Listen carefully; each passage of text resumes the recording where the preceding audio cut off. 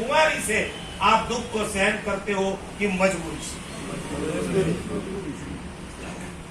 ज्यादातर मजबूरी। मजबूरी से। ये बैलगाड़ी वाला बैल भी सहन करता है, वो खुमारी से कि मजबूरी से? तो आप में और उस बैल में फर्क क्या रहा? लोग भाग्यवान है, ज्यादा भाग्यवान क्यों? इसको समझ में नहीं आता फिर भी इसलिए, और आपको समझ तो भी आप नहीं करते। चप्पल पहन के गए उससे अच्छा था मैं बिना चप्पल ही जाऊं ना मंदिर। वो कुमारी थी, बिना चप्पल मंदिर से घर आए, वो लाचारी है। कभी कभी तो ऐसा होता है, मैं भिवंडी में जब चौमासा था, प्रवचन के बाद एक आदमी ऊपर आया, महाराज साहब हमारा चप्पल गायब थे। मैंने कहा भाई मैं यहाँ प्रवचन देने आया हूँ, चप्पल सामान नहीं आया। नीचे जाके ऑफिस में बात कर, उसने कहा नहीं महाराज साहब इतने साल से मैं आता हूँ, कभी भी नहीं गया, पहली बार गई तो मैं आपको सिर्फ कहने आया। मैं कहा ठीक है। वो गया 10 मिनट में, दूसरा आया, महाराज मेरी भी चप्पल गई, तीसरा आया, चौथा आया, 5। मैंने कहा हैरान हो गया कि मेरे प्रवचन में प्रवचन के लिए श्रोता आते हैं कि चप्पल चोर आता है। मैंने तुरंत प्रमुख को बुलाया कि जरा देखिए आज इतनी सारी फरियाद आई है। उन्होंने कहा ऐसा नहीं हो सकता है, आज तक कभी नहीं। मैंने कहा मुझे भी पता है, आप जरा देखिए। और वो नीचे गए, 15 मिनट में वापस आए, मुझे कहा कि महाराज साहब मिल गया। मैंने कहा कौन चोर मिल गया? नहीं, चोरी की सिस्टम मिल गई। मैंने कहा वो क्या?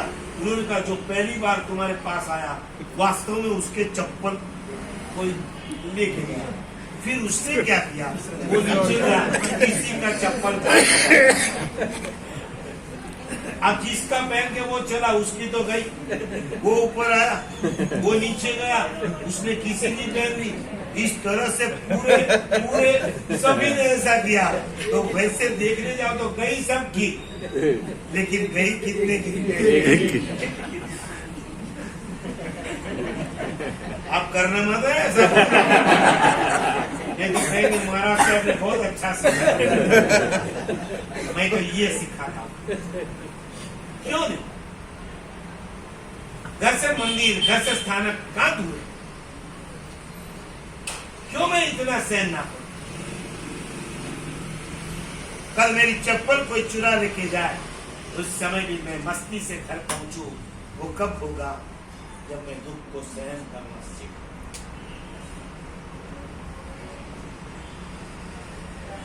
बड़े गुरुदेव भुवन भानु सुरीश्वर जी महाराज 21 दिन के शिविर लगाते थे युवाओं के लिए। एक दिन गुजरात में पाटन के अंदर ये शिविर लगाया था। दोपहर के समय लड़के जब पूजा करने को मंदिर जाते, पूरा रोड इतना गर्म हो जाता। उन्होंने आके कहा महाराज साहब इतना गर्म हो जाता है, सहन नहीं हो पाता है। गुरु महाराज ने सिखाया, देखो चलने के समय एक मंत्र मैं देता हूँ, वो बोलना, बढ़ रे बढ़, तू बढ़े ये हमारा कर्म बढ़े। और पूरे पाटन के अंदर सभी ने ये मंत्र सीख लिया, बढ़ रे बढ़, तू बढ़े ये हमारा कर्म बढ़े। वो बोलते जाते और मंदिर जाते, बोलते जाते, मंदिर से वापस आते। अब पता ही नहीं चलता है कि मेरे पांव कितने गर्म। कौन दुख देता है?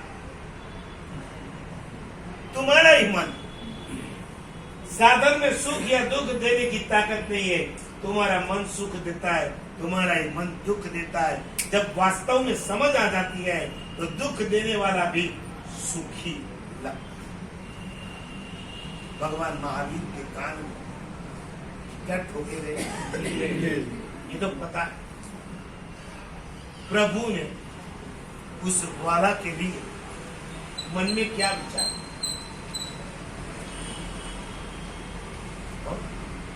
क्या विचार? प्रभु में ताकत नहीं थी, सिर्फ एक हाथ का चाटा उस ग्वाला को लगाया होता, मानो कि यह घटना पूना जिला में हुई होती और प्रभु ने सिर्फ एक चाटा मारा होता, वो पूना जिला के बाहर नहीं, महाराष्ट्र राज्य के बाहर नहीं, भारत के बाहर नहीं, पूरे विश्व के बाहर पहुंच जाता। इतनी ताकत और इतना बल परमात्मा में था। लेकिन प्रभु ने ये सोचा मुझे कैवल्य ज्ञान की प्राप्ति करनी है, उसमें ये सारे क्रोध मान बाधक है, यदि उसे मैं सहन कर लूंगा तो मुझे कैवल्य ज्ञान की प्राप्ति होगी। प्रभु ने कान के खीले को, आपके कान में कोई खीले डालते? महाराज साहब उससे भी भारी। मैंने एक जगह पूछा ना, तो उन्होंने कहा कि कान के खीले सहन हो सकते हैं। तो मैंने कहा क्या सहन है? कोई कटु वचन सुनाए वो सहन नहीं। सही बात, सही बात। एक बाप अपने बेटे को भर सभा के अंदर दो शब्द कह दे, या एक सासू अपनी बहू को कुछ सुना दे 4 लोगों के बीच, बहू क्या कहेगी मालूम है? माता जी आपको जो कहना है कहने की छूट है, लेकिन प्लीज घर के दरवाजे बंद कर 4 कोने के बीच मुझे सुनाइए, सबके बीच मत सुनाइए। इसका मतलब क्या हुआ? आदमी को कोई सुनावे उसका डर नहीं है, लेकिन कोई सुन जाए सबके बीच, मेरी इज्जत क्या रही? एक बाप अपने बेटे को सुना नहीं सकता है क्या?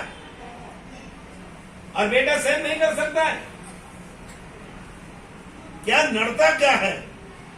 अहम, ईगो के अलावा कुछ नहीं है। याद रखना, आप जिंदगी में बहुत बार कोई गुरु महाराज के पास जाके ऐसा प्रायश्चित मांगा कि आज मुझे गुस्सा बहुत आ गया था, मर से प्रायश्चित दे दीजिए। मैं कहता हूँ क्रोध का प्रायश्चित आपने बहुत बार लिया, लेकिन आज मुझे अहंकार बहुत आ गया, उसका प्रायश्चित कभी लिया? क्रोध के पीछे तुम्हारा अहंकार, क्रोध से डरो मत। डरना है तो उसके मूल को पकड़ो, और मूल में है अहंकार। जिस दिन तुम्हारा ईगो खत्म हो जाएगा, उस दिन तुम्हारा क्रोध खत्म हो जाएगा।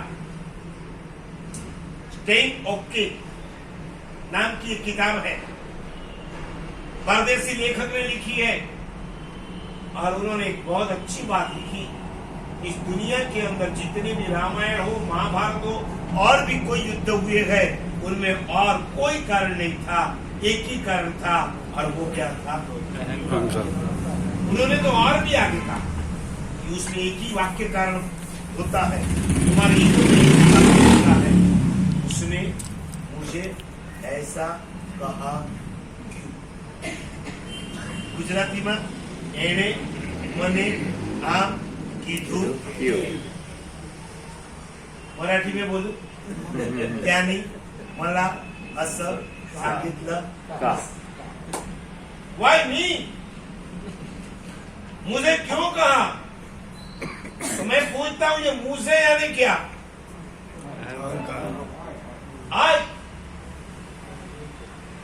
आई की जगह जिस दिन माया जाएगा, उस दिन तुम्हारे संसार में स्वर्ग बन जाएगा।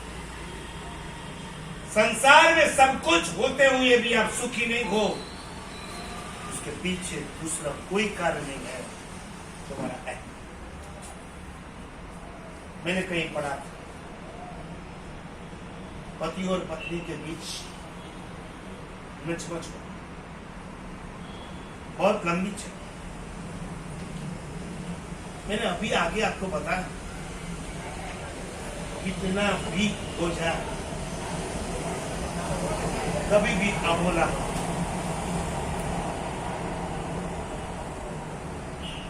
शशि कपूर का नाम सुना? उसकी वाइफ का नाम? अच्छा, नमीनाथ की वाइफ का नाम?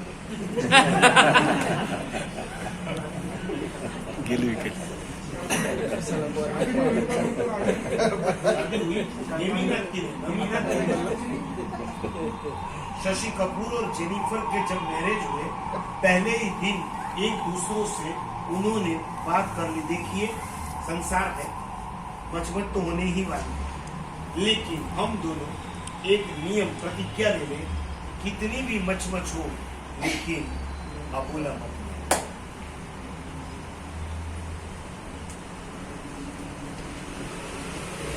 इतने एक्टर को भी पता है, एक्टर के घर पे आने वाली को भी पता है,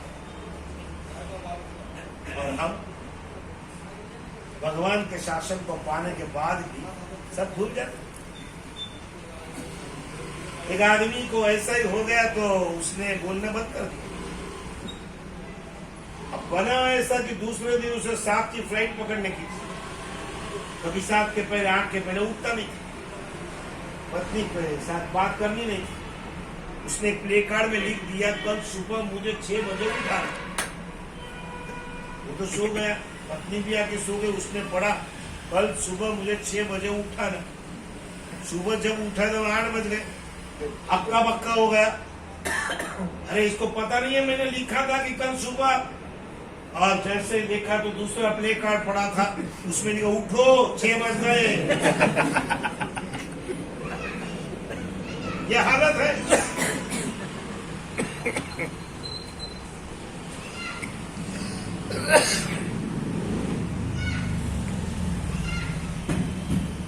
परिवार के अंदर दुख कहीं नहीं है, हम खुद ढूंढ के लाते हैं। मानो कि बिना दुख हम रह नहीं सकते, बिना टेंशन हम रह नहीं सकते। कभी क्या होता है, तुम्हारा पुण्य का जब उदय होता है तो पूरे दिन में एक भी टेंशन नहीं आता है। ऐसा भी कभी दिन आता होगा ना, तुम्हारे स्टार बहुत अच्छे चलते होंगे, पूरे दिन में एक भी टेंशन नहीं, तो भी रात को सोने के पहले ऐसा विचार आता है, अरे यार आज कोई टेंशन क्यों नहीं आया। वो नहीं आया उसका टेंशन नहीं रह सकते, पूरा जीवन का क्रम ही बना दिया। एक पति और पत्नी के बीच जब ऐसा ही मनमुटाव हो गया, कितना 15 दिन महीना, आखिर में पत्नी ने कहा नहीं रह सकते, डिवोर्स की घंटी बजी। डिवोर्स की घंटी बजी, लेकिन डिवोर्स देने वाले भी बहुत होशियार थे, उन्होंने वहां काउंसलर रखे।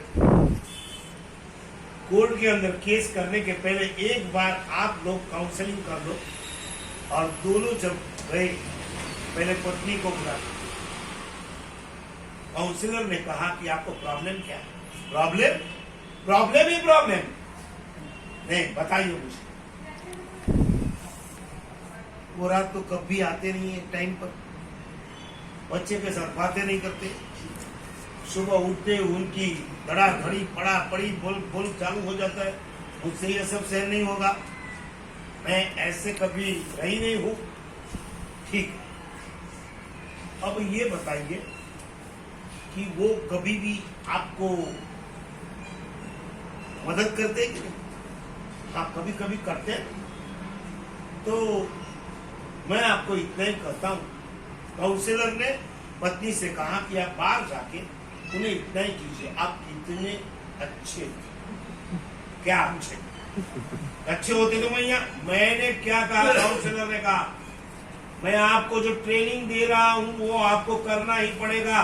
वो अच्छे हैं नहीं गए नंबर 2 में, आप सिर्फ इतना ही कहो आप कितने अच्छे हैं। आप हैं तो हम हैं, आप हैं हमारे बच्चे हैं, आप हैं हमारा संसार है, आप हैं हम बाहर निकलते हैं तो सब जगह सिर ऊंचा रख करके निकलते हैं, आप हैं सब कुछ अच्छा है। ठीक है, आपने बोला तो मैं बोल दूंगी, और बाहर निकल के उन्हें कहा आप कितने अच्छे हो, आप हो जो सिखाया था, सब बोल। उससे लगा कि ये कौन है, मेरी ही है कि दूसरी की है। अरे, और बोलते बोलते उसकी आंखों में भी पानी और इसकी भी आंखों में पानी। उसने कहा नहीं नहीं, मेरी गलती बहुत, मैंने तुझे बराबर संभाली, मैंने कभी तुझे पूछा भी नहीं घर कैसा चलता है, संसार कैसा चलता है, बच्चों की पढ़ाई कैसे चलती है, तू घर कैसे चलाती है। मैं तो सिर्फ इतने ही रुपए देता हूँ तो भी तू अच्छी तरह से घर चलाती है, सब मुझे पूछना चाहिए। मैंने आज तक नहीं पूछा। ये सारी मेरी गलती है, माफ कर दे। आज से मैं कभी भी इस तरह से व्यवहार नहीं करूंगा। अब दोनों मिल करके अंदर गए। काउंसलर ने कहा, बोलो डिवोर्स के लिए कहां पर सिग्नेचर करनी है। इसने कहा डिवोर्स। हम तो आपको आपका आभार मानने के लिए आए। आपने सिर्फ एक ही बात कही, उसमें हमारा संसार बच गया और दोनों वापस घर चले। मेरा आपसे पूछना है, अहंकार से दोनों जुड़ गए कि समर्पण से दोनों जुड़े? समर्पण से। क्या होता है झुकने में? किसी ने ठीक कहा, झुकता वही है जिसमें जान है, अक्कड़ता तो खास मुर्दे की पहचान। समाज के अंदर, घर के अंदर, सोसाइटी के अंदर, संघ के अंदर, जहां भी मनमुटाव होता होगा वहां एक ही कारण होगा, आज मेरा क्या, मैं कहां, हुए मार, मुझे क्यों नहीं पहचानते, मेरा नाम क्यों नहीं लिया। ये आई सबसे खतरनाक। ये भी सीढ़ी में बिल्कुल सीखने के लिए इजी आई है।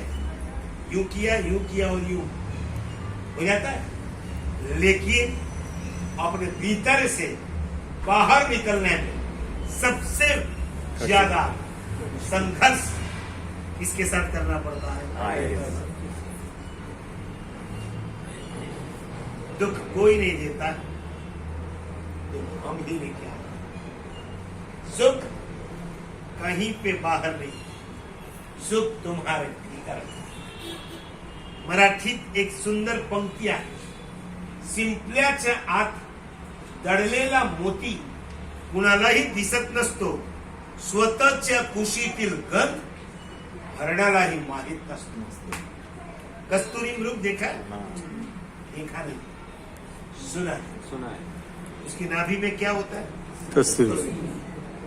इतना गोल सुपारी होती है, उससे भी बड़ा गट्टा होता है, उसके ऊपर केश होते हैं, वही कस्तूरी होती है जो कभी कभी खाने में औषध में ली जाती है।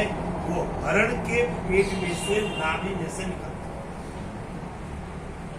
है। इतनी सुगंधी होती है। खुद कस्तूरी मृग को जब सुगंध आती है उसे पता नहीं है, वो समझता है यहाँ से, वो यहाँ पे दौड़ता है, 2-4 माइल दौड़ने के बाद नहीं यहाँ तो कुछ नहीं है, यहाँ जाएगा, वहां कुछ नहीं है, वहां जाएगा, चारों दिशा में भटकेगा, थक जाएगा, फिर जमीन के ऊपर गिरेगा और कांपता है। और उसी समय उसकी नजर कहाँ पड़ती है? अपनी ही नाभि पे। खुशी नाभि में। तब उसे पता चलता है, वाह 10 माइल मेरी सुगंध को पाने के लिए मैं ढूंढने को निकला, लेकिन सुगंध कहीं बाहर नहीं थी, सुगंध कहाँ थी? मेरी नाभि में थी। ठीक सुख के लिए विज्ञानी कहते हैं, सुख कहीं बाहर नहीं। मनवा घर घर काहे को भटके, सुख नहीं बाहिर लटके। सुख कोई आम का पेड़ नहीं है कि यूं गए और यूं खींच लिया। सुख तुम्हारे ही भीतर, और उस सुख को यदि नहीं देखोगे तो दुख भी तुम्हारे भीतर है। मुझे लगता है कि अनंत काल के हमारे संस्कार है दुख को ही सहन करना। इसीलिए सुख मिलता है तो भी हम उसमें से दुख ढूंढ लेते। सेठ जी को फोन आया कि रात को 12 बजे आप इस जगह पे आ जाइए, तो 10 लाख का सौदा करना है, आपको पूरा फायदा हो। सेठ जी ने सेठानी से बात की, ड्राइवर को कहा एक्स्ट्रा पैसा दे दूंगा, चलो अपन वहां जाना है। 4 रास्ते के ऊपर लेकर के जब पहुंचे, सौदा हो गया, लेकिन 10 की जगह 5 का। सेठ सेठानी वापस बैठ गए, 5 लाख रुपए नगद मिल गए। ड्राइवर गाड़ी चलाता है, ड्राइवर की नजर कांच के ऊपर गिरी, और कांच में से कौन दिखाई दे रहे हैं? सेठ और सेठानी। और उसमें देखा सेठ जी बिल्कुल उदास जैसे लगते हैं और सेठानी प्रसन्न। वैसे भी घर में ऐसा ही होता है, सेठानी एकदम प्रसन्न होती है, सेठ जी उदास। सही बात। ड्राइवर ने गाड़ी चलाते चलाते कहा, बहन जी बुरा मत लगाना, सेठ जी बैठे तो भी मुझे रहा नहीं जाता, मैं आपको एक प्रश्न पूछ सकता हूँ? बोलो बोलो, उसमें कोई हरकत नहीं है, बोलिए।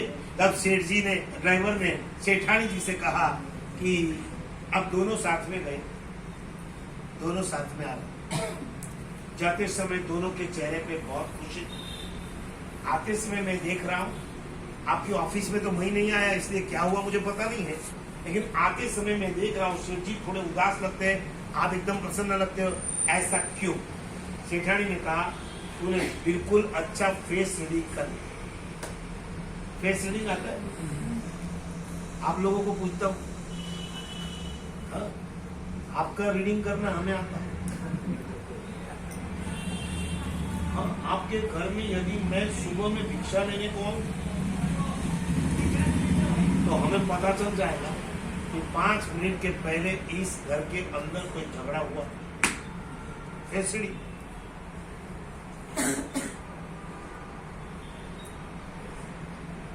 घर के वाइब्रेशंस हमें बता देते कि इस घर में शांति नहीं, और बाकी रहा काम आपका फेस कर देते। सेठानी ने कहा कि तूने ठीक फेस रीडिंग कर लिया, बोल क्या पूछना है? मैंने पूछ तो लिया, अच्छा जवाब चाहिए। सेठ जी बैठे हैं, आपको उत्तर देना हो आपकी मर्जी। नहीं, नो प्रॉब्लम। देखो, हम जब निकले तब ऐसे समाचार आए थे कि 10 का फायदा, बहुत मीटिंग की, अंत में 5 का ही फायदा। सेठ जी यूं सोचते हैं 5 गए, और मैं यूं सोचती हूँ 5 तो आए। उसकी जगह आप बैठे होते तो क्या करते? वही होता। सिर्फ कल्पना करने की है, कुछ मिलने वाला।